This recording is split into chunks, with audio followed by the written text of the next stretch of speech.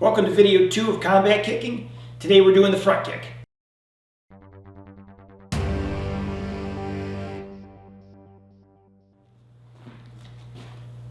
When I learned front kick in karate, it was pretty simple. 4 steps like everyone learns. 1 up, 1 out, 1 back, 1 down, right? Everybody knows that. It's a good way to learn. Often it's not applicable in a fight. It takes too much time. When you're kicking low, you often don't need to make that many steps. Often you can kick straight to the point. Often you don't need to pick your knee up as high. And often as you set it down, you don't need to bring it all the way back. You can set it lower and walk. When you do front kicks, there are 2 ideas, right? There's ball to foot and there's heel. So that's almost like punching. If I wanted to go to a point, I would use a knuckle. If I wanted to crush something, I use my whole fist. When I kick to a point, I want to use the ball to foot. When I want to crush something, I want to use my heel.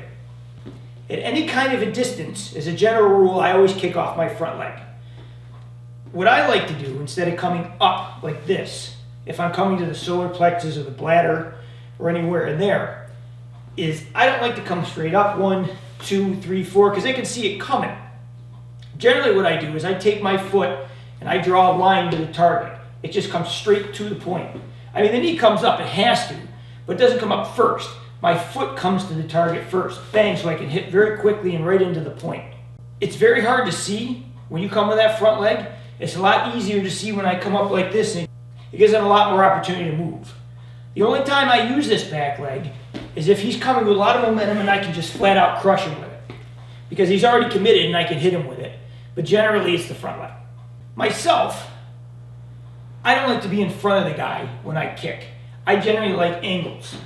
And when I throw angles, I like to hit low targets. Myself, I like legs. As a general rule, you gotta remember this part of the leg is very padded. You guys see this in MMA all the time when people kick this over and over again, and people are willing to take that shot a lot of times because it doesn't hurt as bad. What you're gonna find is the knee does not buckle so much this way as it buckles that way. When you come to the inside, it's a lot worse. So for me personally, I prefer to step off and catch the inside of the leg. Because it's very sensitive there, I can hit with the ball of the foot. If I had a different angle and I really wanted to rock it, I would go with the heel. Also, I'm a big fan of going to the back of the knees. All day. Turn the foot a little bit, throw that front kick and throw it that way. Very close, easy shots that are not risky. Other targets I like, without going into the groin because that's going to be a separate tape, you got to figure the 2 arteries there. You got to figure the bladder is there. Anything in that general vicinity is really nasty. The key to the front kick is when you throw it. When you finish it, you should be able to step anywhere you want very quickly. So if I moved off the line, I throw this, I step, now I can hit the target I want.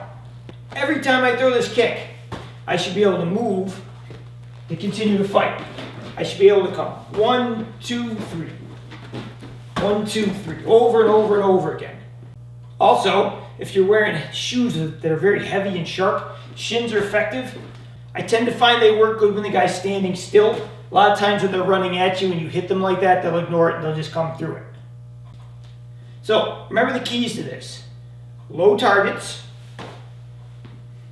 Don't over chamber, right? They should be just little small micro chambers so you can walk and hit and kick.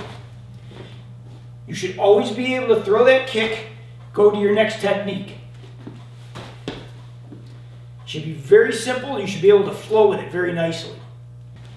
So after you've learned this for years, which is fine, just start shrinking it up. Start finding better targets. Start going to ankles and insides of the knees or the hips. Go to targets that knock people down. The problem with this is you can't spar like that because you can't hit people like that in class. You actually have to go and hit people target-wise over and over and over again to ingrain this into yourself so you're used to hitting those targets. Find better targets and it'll make you a much better street fighter. This is Bill Koenig for Straight Circle Martial Arts. Please like and subscribe. Thanks for watching and I'll see you again next time.